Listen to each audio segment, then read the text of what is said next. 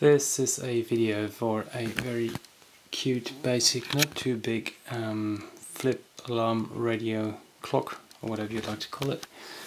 The brand is Exclusiv, but I've seen this clock sold on many different brands, so it's just basically a generic clock with techniques supplied by Capel, and you can see the motor running.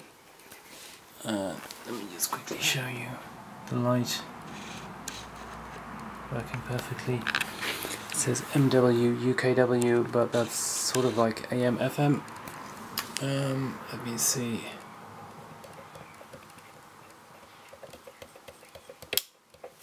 There are no markings on top, so I just have to guess now.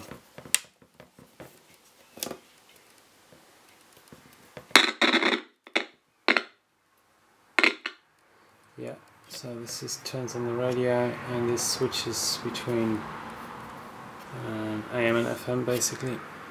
The volume knob is a bit fiddly. So yeah, as you can see, it's working. Basic clock, basic price.